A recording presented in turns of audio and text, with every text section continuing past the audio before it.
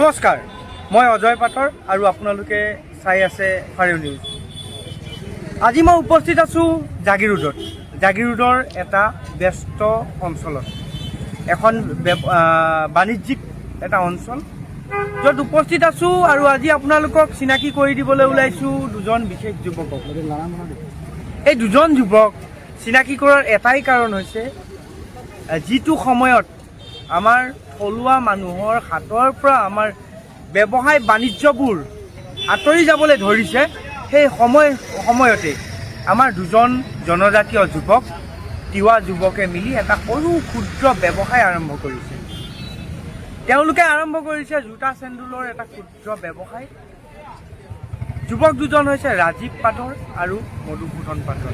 আমি প্ৰথমে চিনাকি কৰিব ওলাইছোঁ আমাৰ ৰাজীৱ পাটৰ, আমাৰ সিন্দিখৰ গাঁৱৰে।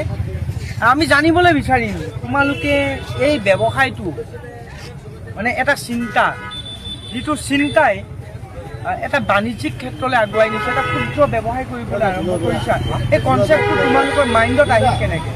আমি দেখা পাইছিলোঁ চাউথ আফ্ৰিকাৰ এটা ৰিলচতো দেখা পাইছিলোঁ। হয়, এনেকৈ পূৰা মানে জোতা চোতা এনেকৈ ফ্ৰেম বনাই ধুনীয়াকৈ চাউথ আফ্ৰিকাৰ এজন যুৱকে দিছিলে। এইবিলাক দেখা পাই আমিও কৰিব পাৰোঁ নেকি, অলপ চেষ্টা কৰি চাওঁ নেকি, তেনেকৈ ল'লোঁ মনোভাৱ। কৰি চাইছোঁ, অলপ ইউনিক ছিষ্টেম, ইয়াত আমাৰ অসমতো নাই এনেকুৱা। আমি আনন্দিত হৈছোঁ এই কথা যে চাউথ আফ্ৰিকাৰ এটা ৰিল চাই, যদি চাউথ আফ্ৰিকাৰ যুৱকে পাৰে, অসমৰ জাগিৰোডৰ এজন তিৱা যুৱকে কিয় নোৱাৰিব? এতিয়া আমি জোতা চেণ্ডেলৰ যি ব্যৱসায় দেখিছোঁ, ইয়াত ৰাইজৰ সঁহাৰি কেনেকুৱা ধৰণৰ? একদম ভাল। কেতিয়াবা 10যোৰ 5যোৰকৈ যায়, একদম ধুনীয়া ৰেচপঞ্চ, ধুনীয়া আহে। গধূলি সময়ত ধুনীয়া ৰেচপঞ্চ আহে।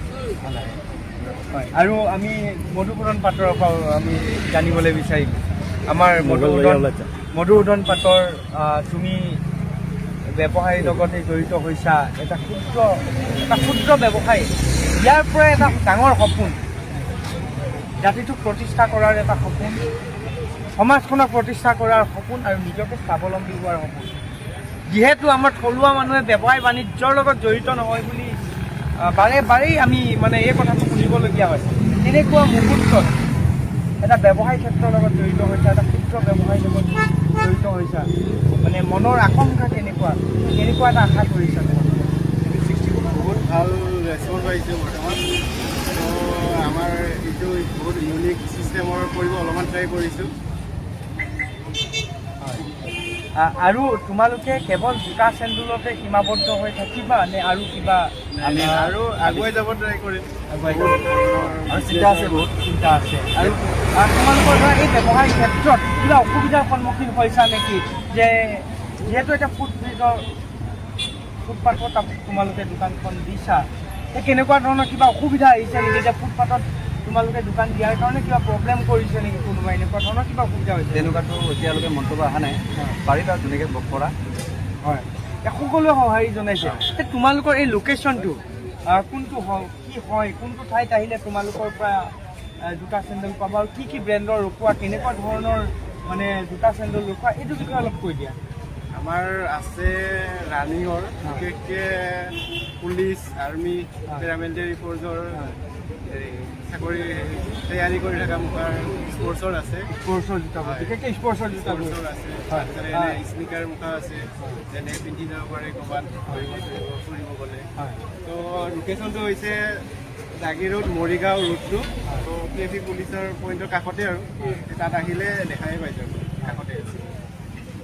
আমি ৰাইজক এটা আহ্বান জনাম, এই দুজন উদীয়মান জনজাতীয় যুৱকে এটা ক্ষুদ্ৰ ব্যৱসায় আৰম্ভ কৰিছে।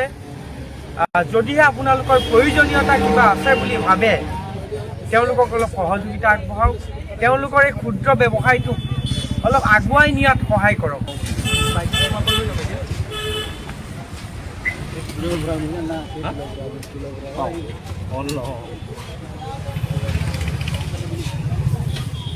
চিহ্ন নিয়ম না